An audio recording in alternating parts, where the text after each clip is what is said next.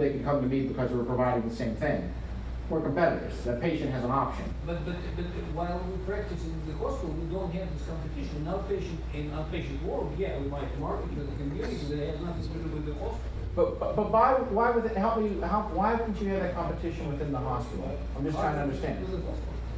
Not the hospital, because like, for example, I'm a psychiatrist.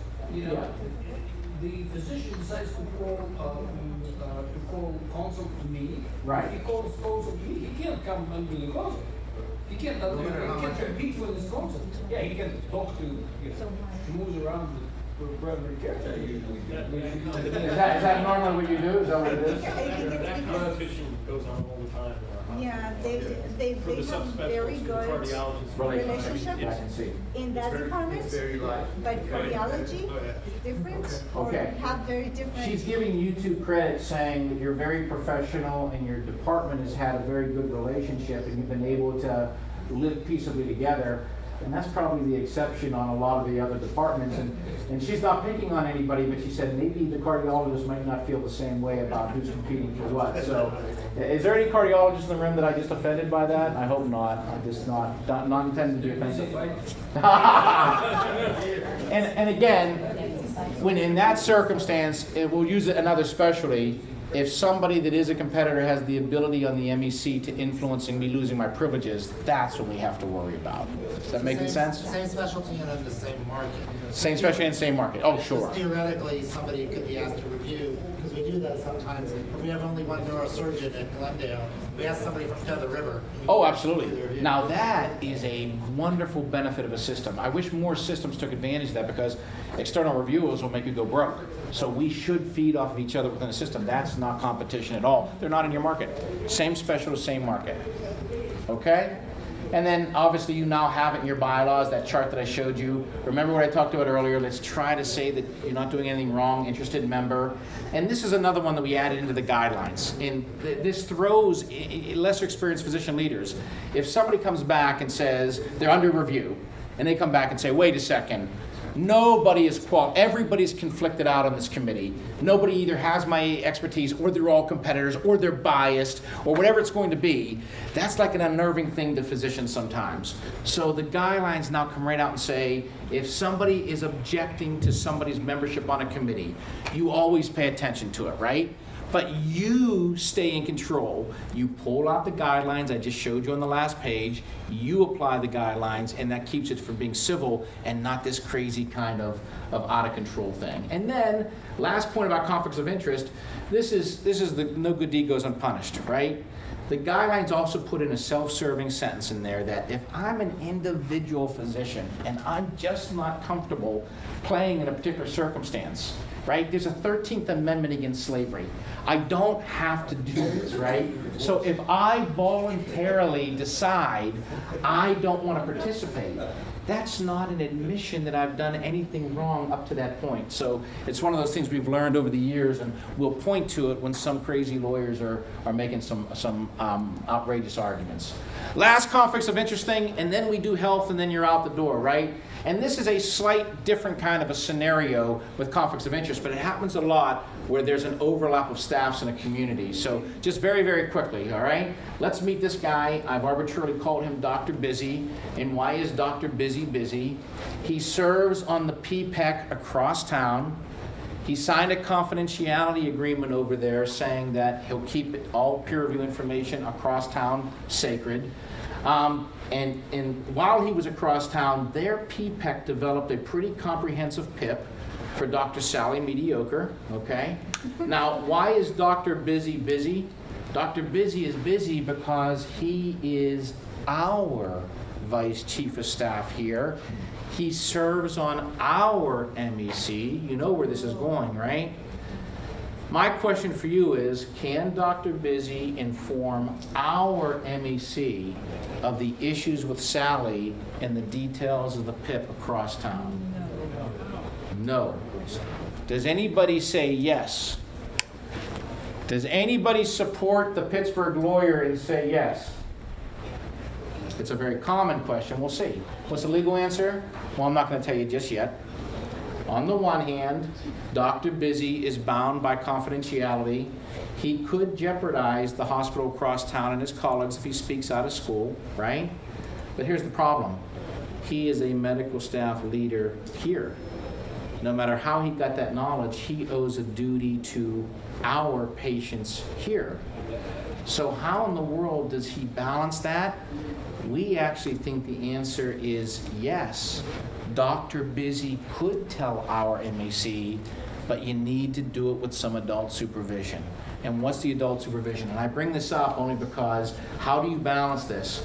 If there is an overlap with another medical staff close, and you know your geographies, this should always be a part of the orientation once a year for officers that basically says, this is what we think is a safe soundbite, okay? Hey guys, MEC members, my colleagues, as you know, I serve on the PPEC across town, and an issue has arisen with Dr. Mediocre. Self-serving. I am not permitted to disclose any of the specifics because of confidentiality, but you need to follow up on it.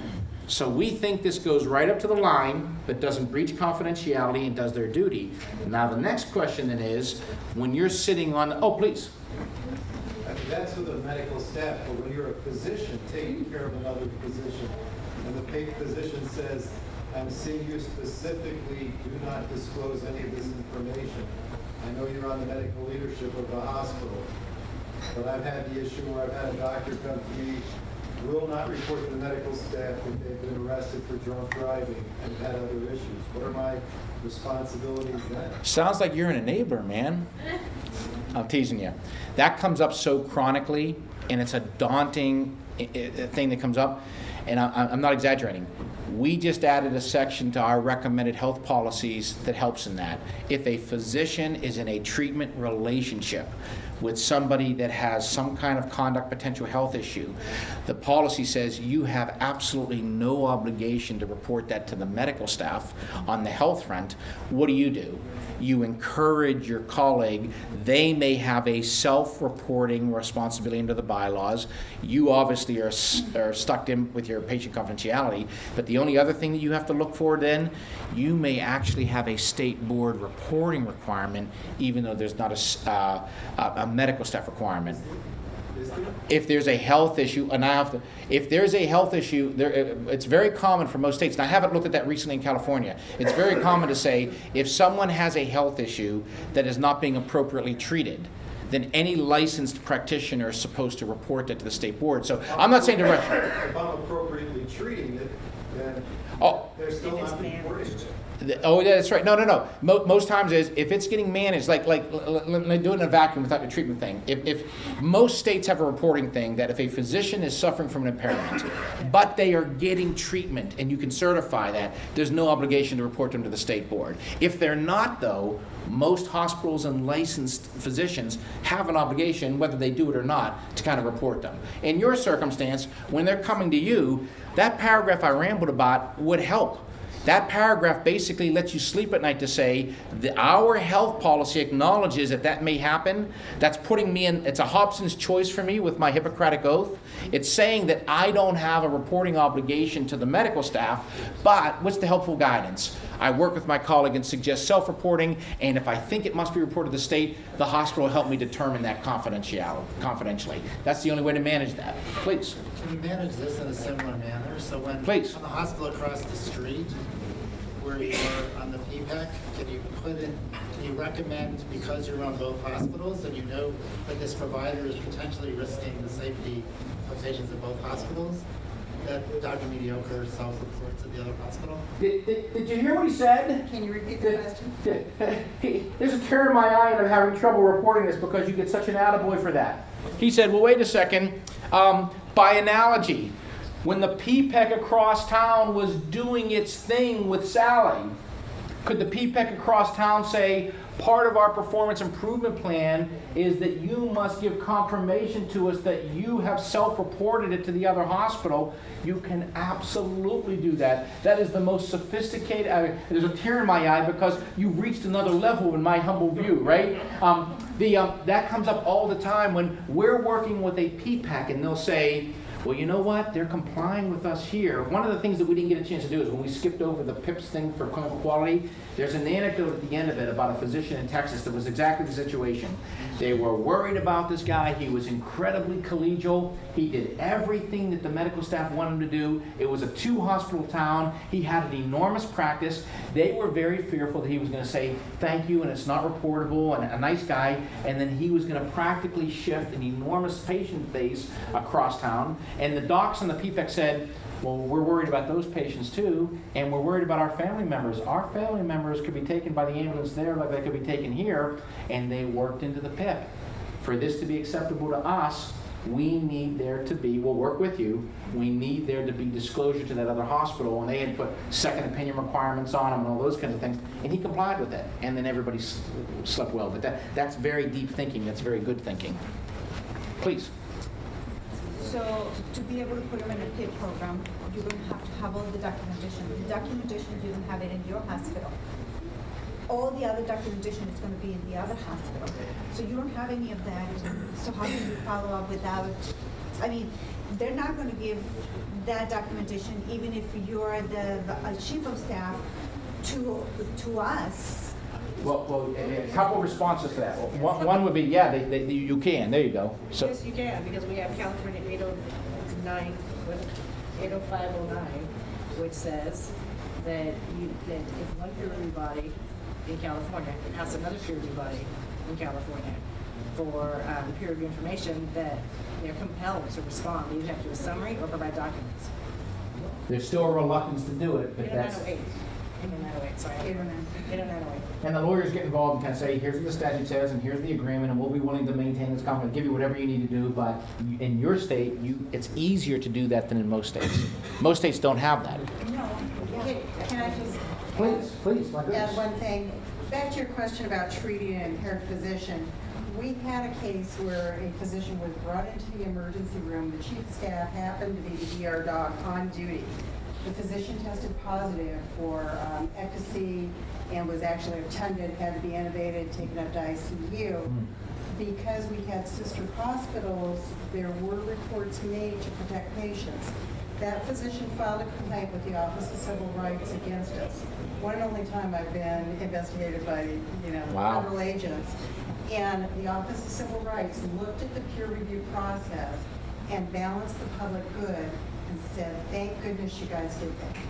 And there was, I love it. There was nothing else. I love that. And the one thing is just... The contrast with that is my malpractice carrier told me if I reported it, they would not defend it. Right. But I'm saying what that still is. I think we're on the exact same page. With you privately, you don't have, you as the treating physician don't have that obligation. But if it becomes known to your medical staff to medical staff can share it. I think that's what we're talking about. Peer review body to peer review body. Peer review body to peer review body. Now, the one thing that, just a very gratuitous before we move on to our last topic, what I think most systems are missing the ball on, and right now I'm working with the HCA system. HCA wants to do this everywhere, and I'm thinking long overdue. There should be a requirement in all system bylaws that basically say when we are tied together, we have an obligation to push and to share information. When we have common people, and then one step further than that, in addition to that information sharing agreement, because every public policy is going to support it, in addition to that, and this can be threatening, but if there's a geographic area where we have system hospitals and there's an overlap of doc, if one medical staff takes an action at one hospital regarding that doc, it should automatically become effective at every other site, unless the medical executive committee at that other site finds some compelling reason not to do it. So far, only a couple of systems have jumped on that, and we're thinking that should have happened 15 years ago. We have a system-wide policy sharing agreement for peer review information. I totally support it. I'm sorry? It should be part of the application process. Yeah. And then the renewal. I mean, if you make it so that, it's a requirement that we can share information amongst our sister hospitals, and that's part of your appointment, that you're coming. I totally agree, Karen. The harder thing about that, just respecting my 2 cents on that, if you take it to the next level where it becomes automatically effective on the actions, which you should do, that should be in your credentials policy, or that should be in the bylaws. Because just doing that part with the information, someone's gonna say, you're depriving me of my legal rights, I didn't agree to it, it's not in the bylaws. So it's literally only a paragraph that it automatically takes effect to any other system hospital unless every system hospital should put that in. Respectfully, please. What about the flip side of that? If he says, you know what, I'm not gonna report this, and then the patient gets injured, and, you know, is he liable because he doesn't report? Yeah, and that's always going to be a circumstance. What's your specialty in today? I'm sorry. So family doc on that. There's always the risk of, if I don't report something, normally it only impacts psychiatrist, and if the psychiatrist or any physician, I guess, if you have credible information that someone is going to go and do harm to somebody, and that could ever be proven, there's some older cases that suggest you better report that. Most cases, though, will hold on sacred to the patient relationship. The only way it breaks down is two things. I'm getting tired of giving them to you, too. If a doc is aware of criminal activity by a patient, well, then the criminal public policy overrides your Hippocratic oath. So if someone's going to go and murder somebody, generally like that. Murder, yes, but stealing, no. Correct. Well, it's like terrorist off, but well, that's what I'm trying to tell him. If you get in your relationship credible information to you that you're worried that he's going to go do harm, you have an obligation to do something about it. Everything else, you're. The patient, the physician patient tells him that he's never told you that you can't report it. Understood. As long as you're not accepting that as payment for your services.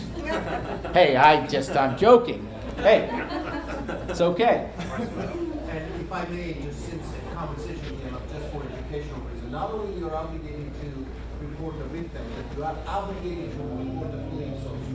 Tarso has two sides of it, the victim and the police. Notify the victim, but do not notify the police, you're still on hold. I have two questions, if possible. So, Please. the hospital has contractual agreements with a group of doctors, such as radiologists, pathologists, hospitalists, and they generally give to the hospital their co-scheduled physicians to work.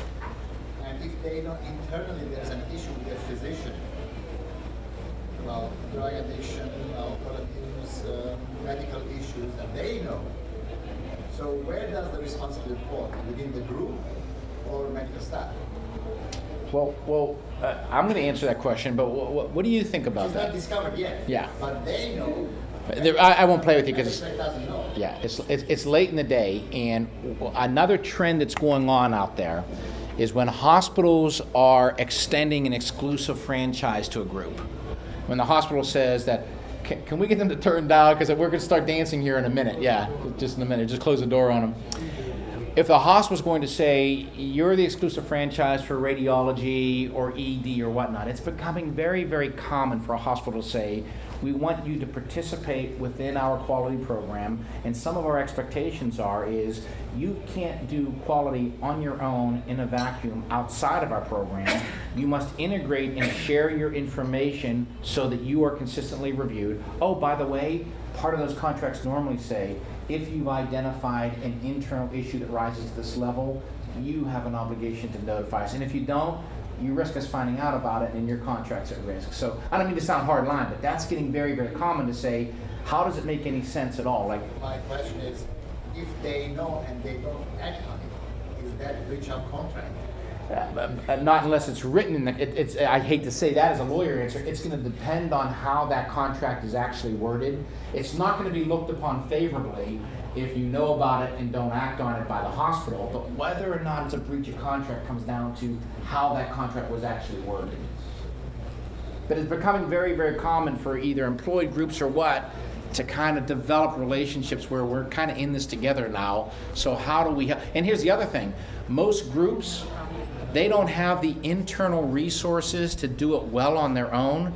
If it's done the right way, really not in a negative way, we can get help and correct things to people in groups that it shouldn't be kept silent. Most groups don't do enough of it like we do in the medical staff world. So if we're true to the mission that we want to save every resource that we can and that we want to work on it, it should be more collaborative and you can safely share it. So it's a very good question. Okay? All right. Last, we lost our steam with Dr. Mediocre, but when the MEC had that bomb dropped on it, what do?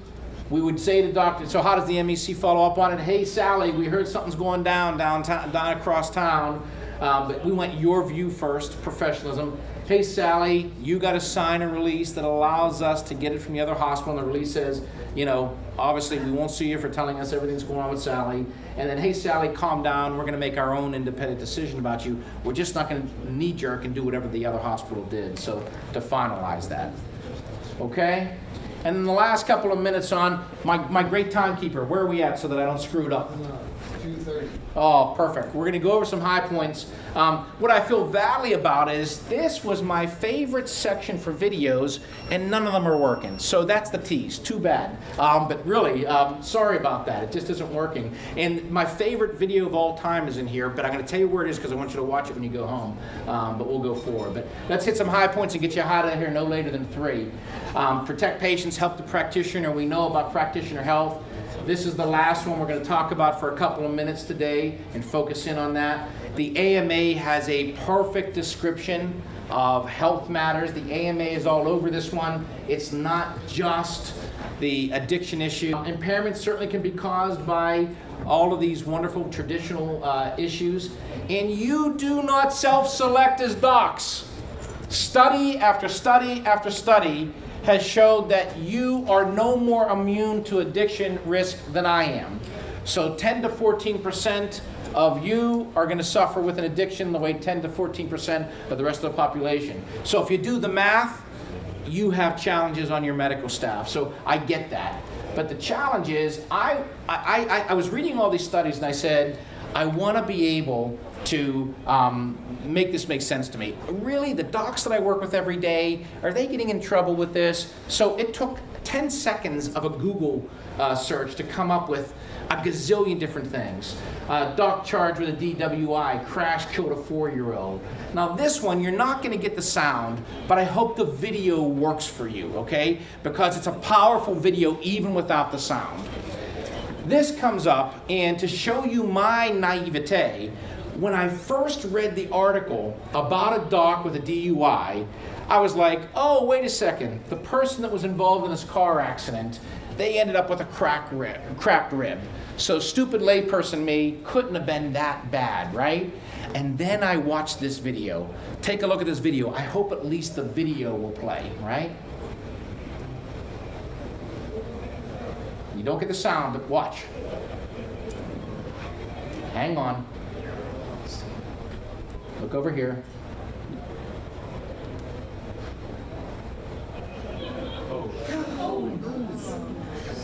One more time. From where? I just want to know what he drank. Whatever he had, So the video goes on. Keep this margarita low. You two are going to get me in trouble with today. I love it. But the video basically is saying this was Boston's Doctor of the Year, medical staff leader. She ran an emergency department. She was self-prescribing and drinking. When you read the article cold, you think, oh, she was involved in a car accident and the person in the other car had a cracked rib. You watch that video and think, I think we have to have a lot more respect for what happens with the health processes. And then I'm a visual kind of guy.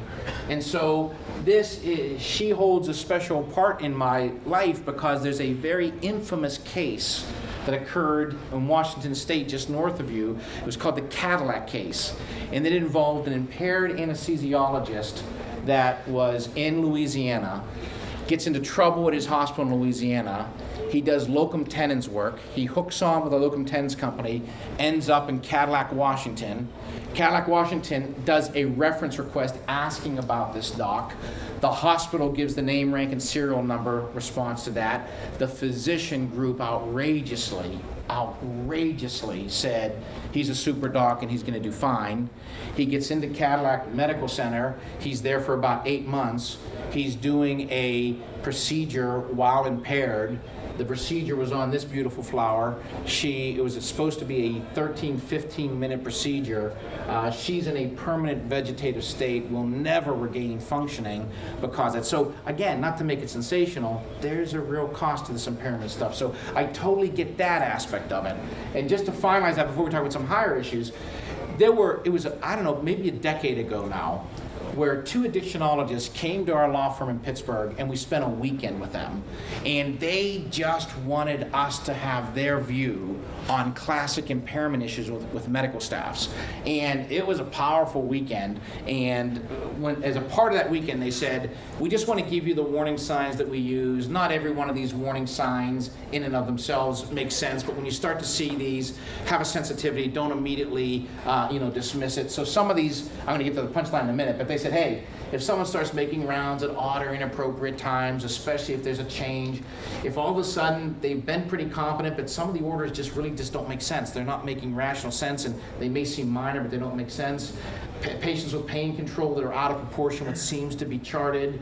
All of a sudden, very common one, unavailability or more appropriately, inappropriate responses when someone's getting called about their patients, especially at night. When there's definitely a personality change, but just odd behavior.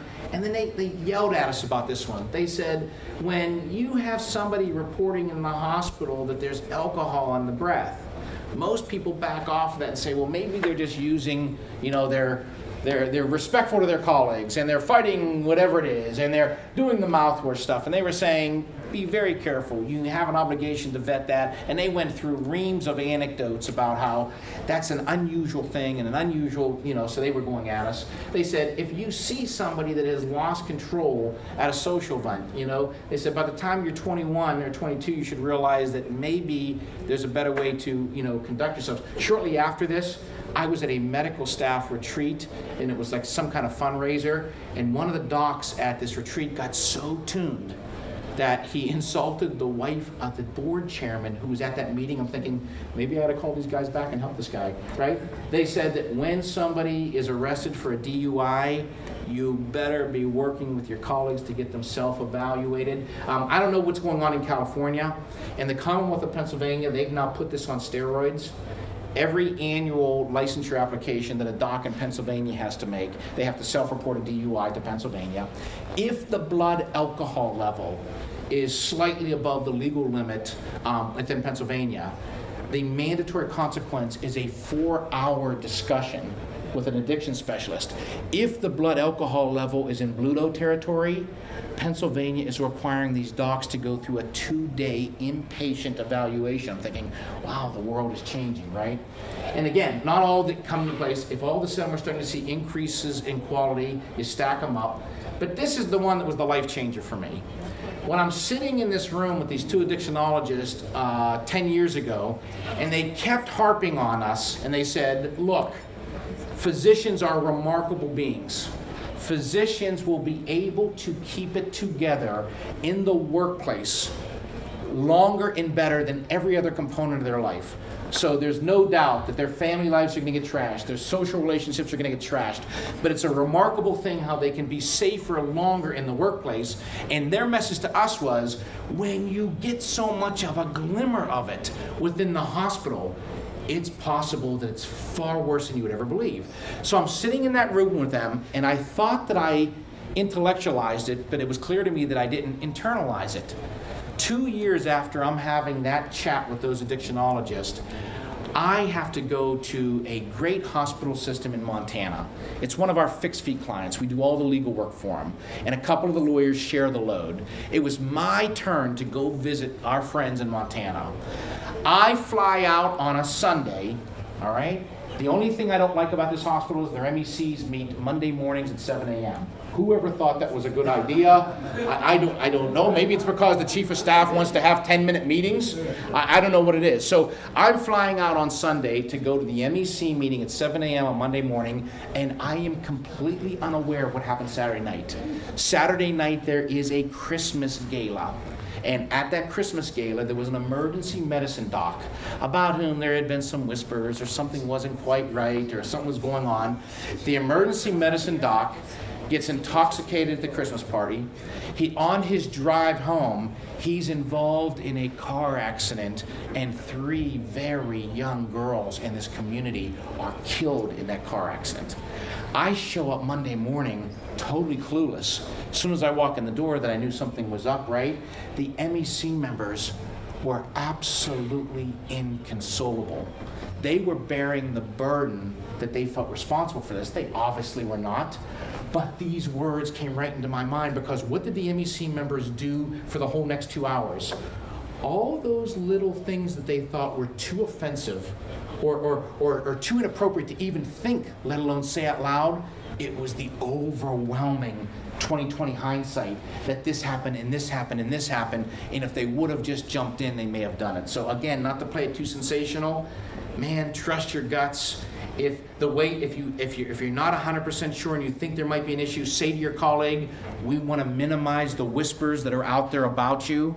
Allow us to help you. Let's get this evaluation done and we can definitively put this to rest. If not, we got your back to help you. What's the worst that's going to happen? Someone's going to be upset with you for the short term, and you avoid these kind of tragedies. So we've been pretty good at the impairment stuff. What we haven't been good at is expanding our health policies to talk about the scenarios that we're getting with equal frequency. All of the incredible mental, psychiatric things that are happening, all the physical limitations, disease, these things have not traditionally been outlined. Our recommendation to you is, in the same way that your professionalism policy should have an articulation of professional conduct that's below the bar, your health policy should start the education process by saying it's not just impairment and addiction, and these are the kinds of examples that we have going on. And I certainly don't have your skill set. I not anywhere near your skill set. I have 2 tragic situations going on now where relatively young physicians are at different levels of early dementia, that where one was caught early and one was not. It's just a reality of what we're trying to deal with.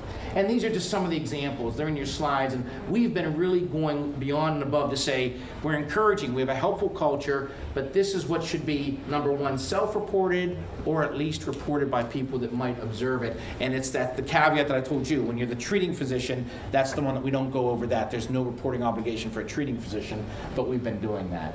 So, a couple of last minutes, you're going to be getting out, right? So your practitioner health policy, what are some high points for that? Do you need one? You know, again, with our time, if you're Joint Commission accredited, which I believe you are unless I missed the boat, you have to have one. It has to be separate from discipline. We get that.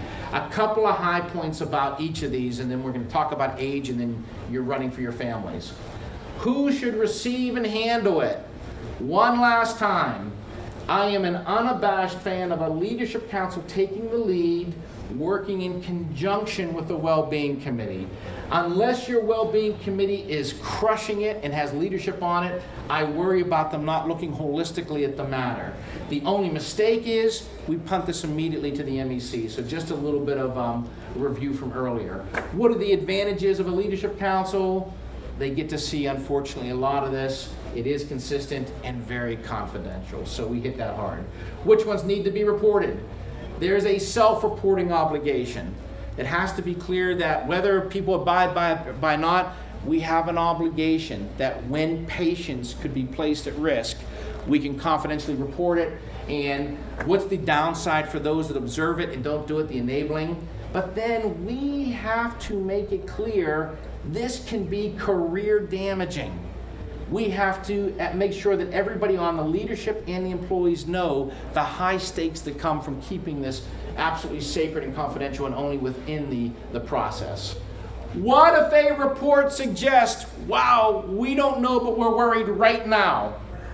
Your health policy, this is, to take it back up, I'm sure that you get a lot of phone calls, and I get a ton of phone calls where it is absolutely pandemonium. Well, wait, we think that the doctor, how do we do it? Where's this guy? No. Dumb it down and make it simple.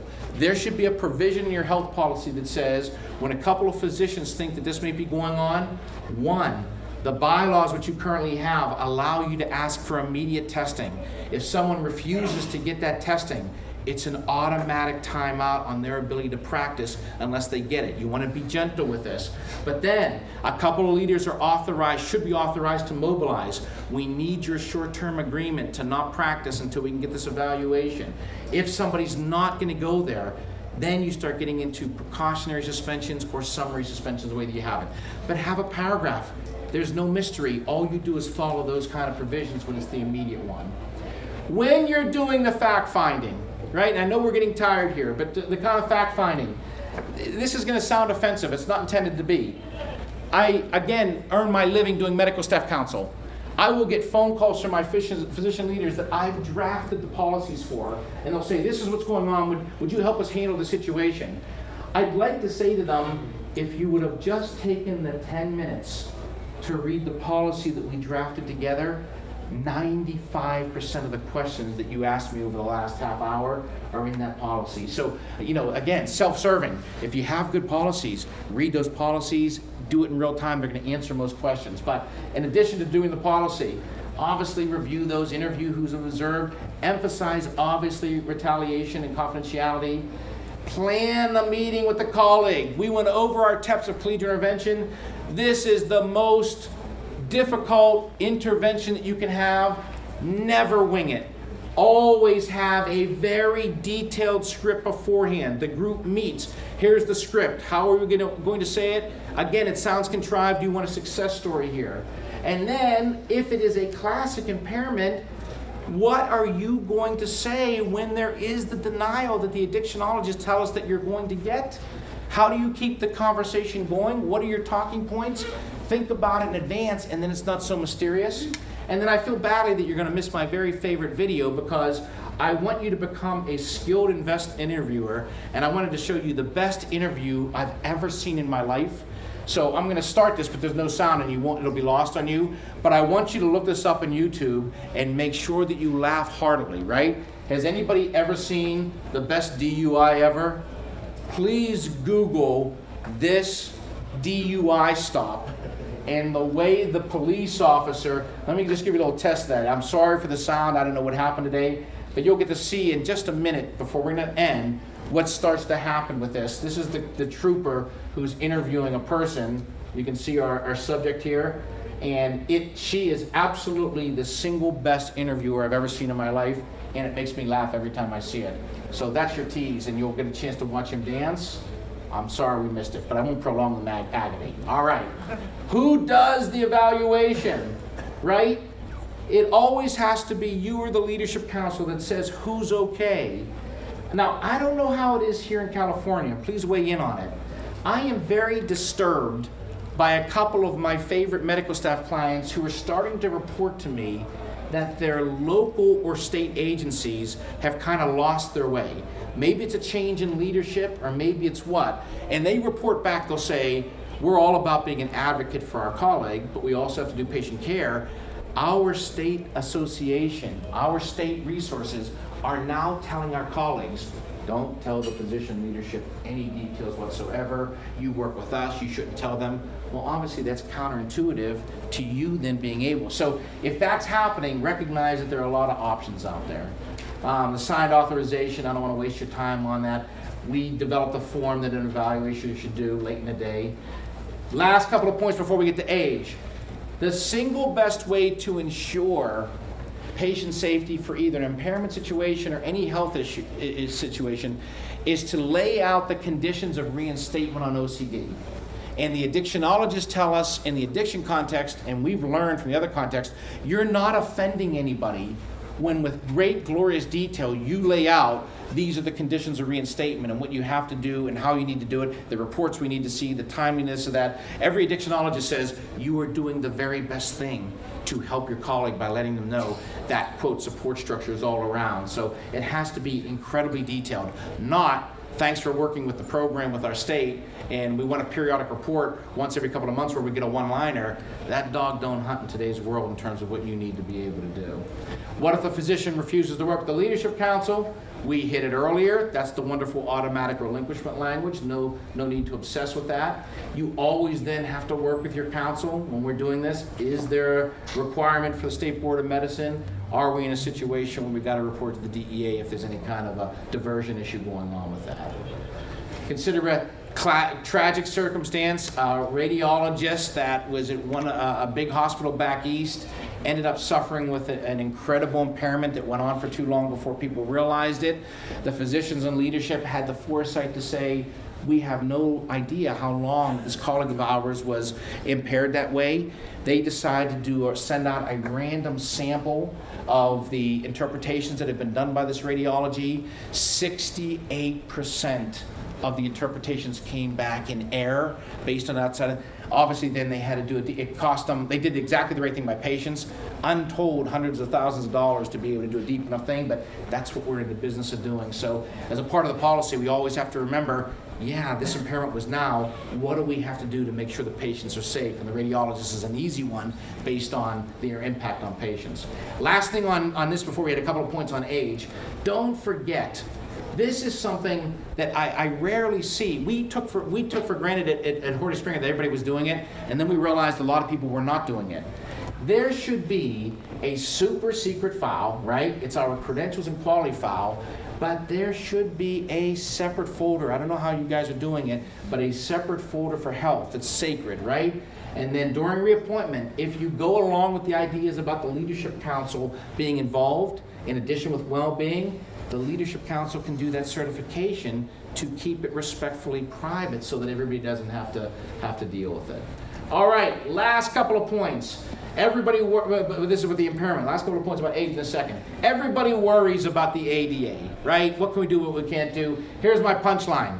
When you are dealing with a health issue with a colleague, please don't obsess about the ADA.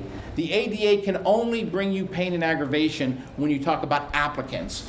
Under the ADA, if you think there's a direct threat, you can intervene in every single court case where a physician has said they shouldn't have made me go for an evaluation, or this was an inappropriate drug test, or I shouldn't have had to voluntarily refrain. It was a violation of federal law. Every single one of them the physician has lost. So all we're saying is do the right thing by patient safety and don't worry about the law when they're already on your medical staff. Okay, last couple of minutes. And again, you're missing a couple of great videos, but last 5 minutes. Age-raging concern. This is another great video about an aging practitioner, but sorry, we're not going to watch it. All right, wasn't my fault. All right, but you're reading the same things I'm reading. Last couple of minutes. As doctors grow older, hospitals begin requiring to prove they're fit. New York Times, as doctors age, worries about their ability. It's all over the place. This was interesting by Kaiser Health Things, they said, hey, right now, at least 200,000 physicians are 65 or older. Geez, between 3 and 11 of Americans that age have dementia. What about physicians? And I'm thinking, again, maybe there's more of a self-selection in this? I'm not so willing to go that, but they were making the point. This is the one that we talked about earlier. In July of 2012, right? Stanford gets all this love for being proactive. What happens? 3 years later, the faculty says, we can't wait to sue Stanford or anybody that tries to enforce this. It shows how red hot it is. This is the other thing that made me laugh even from afar. When Stanford was first getting the love for this, right?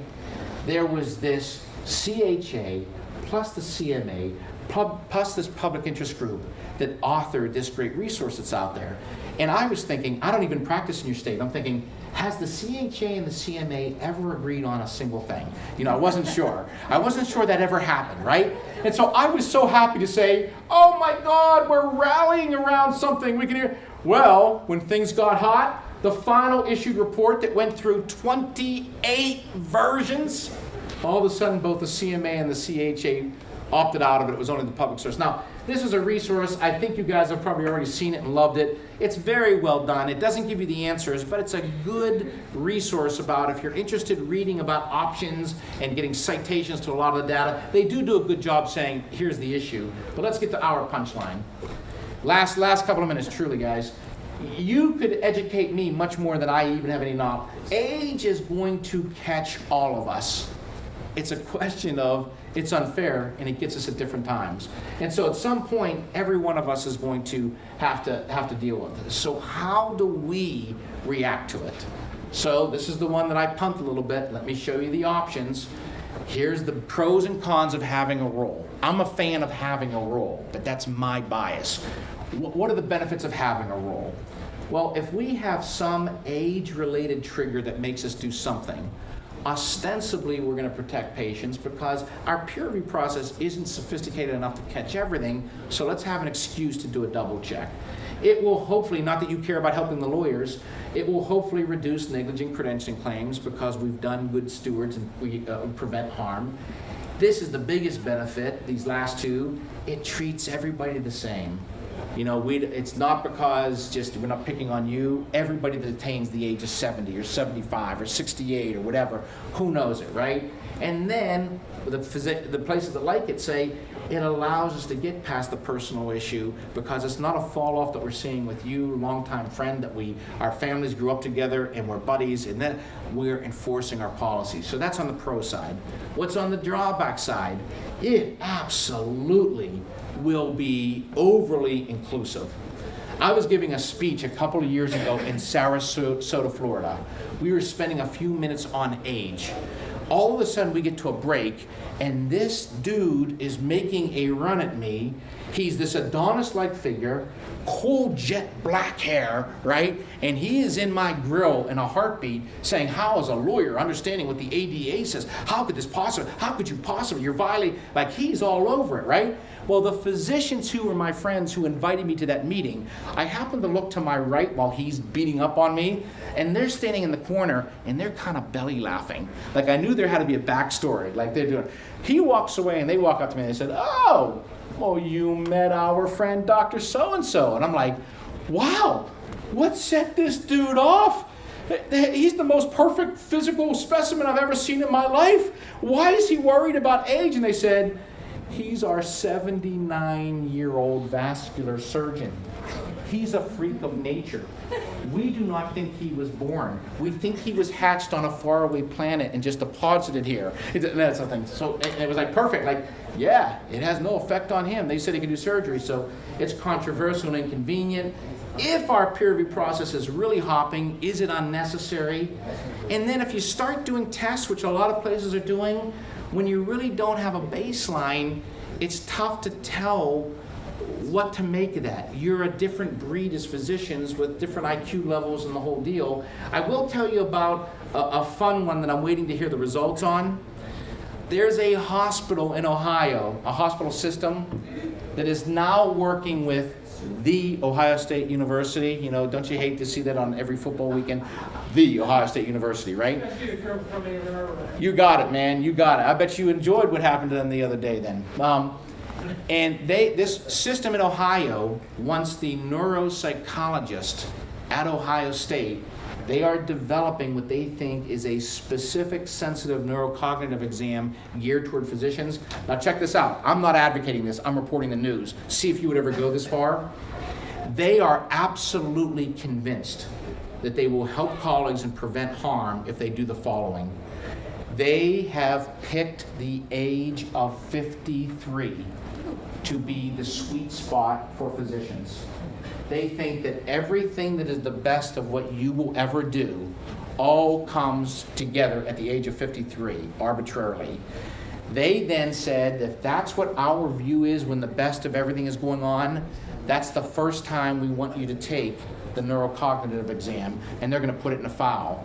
And they literally then, every 7 years after that, intend to have that physician take basically the same exam at 7-year intervals, and they are convinced that they'll be able to say, here's where you were, now look at where you are. It's still higher than the general population. You've been given many gifts, but look at your ability to complex decision make, and look about this. And they think they're going to be able to utilize it. Now, this has been in the works for a couple of months, and they have not yet rolled it out to the whole medical staff. And I teased the one guy, I said, can I please come to the general medical staff meeting and just watch what happens to you when you suggest this? And then, by the way, who's going to start your car in the parking lot after that meeting? I want to see both of those things. But it goes to show you how this was not anything that was being talked about a couple of years ago, and some of it is a result of what happened at Stanford, right?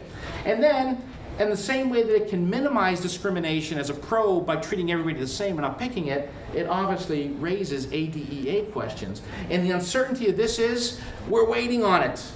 There's not a single case out there yet. Not one single case where a physician has been subject to an age-related role has sued. So there's no guidance out there specifically to the physician world. We think that when that happens, the courts are going to say they're more akin to pilots and safety people, and they're going to allow it to happen, but you don't know. You don't know. All right, last thing. So what are our options? If you want to be overly conservative legally, right? Have absolutely no age-related things in your bylaws. But if you want to do something, I pulled together options from 10 different medical staffs just to show you what's going on out there.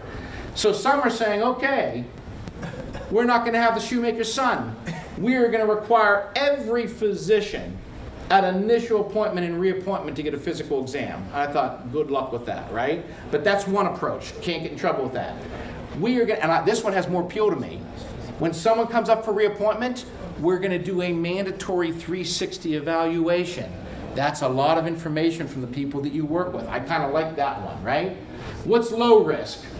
This is a backdoor way that medical staffs are trying to deal with age. When people have been doing it well in a long time and they appropriately start to slow down in their careers, but people are worried about their competence because they're not doing the volumes, there is a spike in having higher numbers, threshold credentialing numbers for certain procedures, so that with a face-saving way they can say to a long-time great surgeon, oh, we love you, man, but you're no longer eligible to ask for that at reappointment. That's a backhanded way that medical staffs are dealing with some of these issues. When someone reaches a certain age, we're going to take a concurrent review of their patients, their cases in the peer review process. This is a very common one. We want people to get annual reappointments at a certain age. I'm not a huge fan of this because of all the busy work it creates in the medical staff office. I am a fan for having a yearly assessment, though, not tying it to reappointment and all that crazy busy work. More risk. We want there to be concurrent proctoring of X number of cases when you reach a certain age. We don't think it's extraordinary risk, but more risk. We want you to have an assistant in surgery at a certain age for certain procedures. You have to get additional CME. Why is there more risk? This is aggravating. This might cost people some money. This is a little bit. And then the comprehensive physical and psych evaluations. This is probably still the most common thing we're seeing is physicals. The psych stuff is just kind of catching up to it. One point about that, the places that are doing this the best in our estimation, what do? They do two things. One, they pick 4, 5, 6 physicians that are the only physicians who are permitted to do this evaluation. So they first want to have a limited universe. Then they bring their physicians into the leadership, who the evaluators, and say, we're physicians too. We don't want you to be anti-physician. This is the expectation for your review. And you shouldn't do it with any of your own private patients and blah, blah, blah. And then they say, and here's the form that we want you to fill out. So I think that objectifies it and makes it more timely. But then you have the same questions that we talked about with if it's useful. And then this is the only one that I think crosses the line now. A lot of older medical staff bylaws used to have a provision that said, and once you reach the age of 75 or 80 or whatever it was, whatever the age may have been, we will reward you and show you our respect by elevating you to the emeritus staff, which means that you can do jack, right? You're totally done clinically. That's the only one that, until we get a little bit more guidance, I think that you're going to prompt an ADEA claim based on what's going on, but that may be worth it for patients. Any option that's chosen, the last thing, and then you are done with me, right? Before I show you one more thing I want you to watch when you go home. This is the very last point. If you're going to do anything age-related, and your counsel is going to love this as well, there are so many articles in JAMA and the New England that are now posted about this. We talked about it earlier. I advise any medical executive committee that's going to adopt an age-related criteria, get those articles, push them out to all MEC members before the meeting, have them be comfortable with what those articles say, have a robust discussion at the MEC meeting about what we think about it is, and then when you say, it's not certain, we don't know the perfect answer, but we think patient safety requires us to do something, these articles basically support us doing something, even though they don't say what. Put all those articles in the minutes. If anybody would ever challenge that age-related criteria in the future, your lawyers will love you. Why? They will be able to make the best argument that basically you came up with a BFOQ. What is a BFOQ? I know this is mindless for you, right? Bona fide occupational qualification. They're hard to get. The one that affects pilots, they got it because it's handwritten into federal law that a pilot must retire at the age of 65. And the reason for that is the news reports we see every year that 1 or 2 pilots die mid-air, and that's why there's a co-pilot. So they said that no matter how many health exams that they get, the public policy of protecting airplanes overrides that. Well, we think if you put all of those articles in your minutes and someone challenges it, your counsel can say, well, based on that data, and based on the uncertainty, we think it's analogous to a BFOQ, give them a pass and you have a chance with it. Okay? You have survived. And the very last thing, and I just want to show you, you're going to miss it, but I want to show you this. There was before I tease you that, and you've been incredibly gracious, and I can't believe you're hanging out here this long, but one last very over-the-top corny tip that I was told to me a couple of months ago, and I've been passing on the word. I am in love with this chief medical officer in Missouri, and she and I are fast friends now.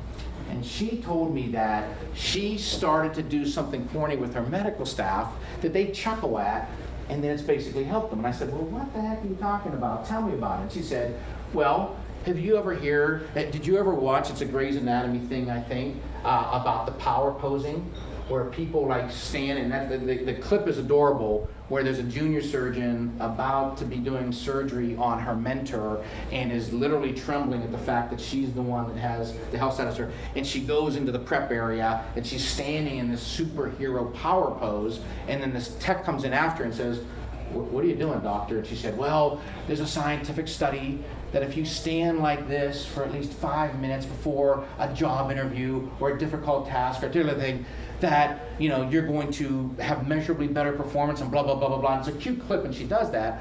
And then and she watches it. So she tells all her new medical staff leaders, if you have to do a collegial intervention or intervene with a behavior, stand like this for a while, right? And then I'm giving that speech and showing the clip, and it's a great clip, and you should watch it. And then I'm out in Las Vegas for one of my hospital clients in Las Vegas, and the guy, the doc in the audience says, it is true, did you see this TED Talks by Amy Cuddy?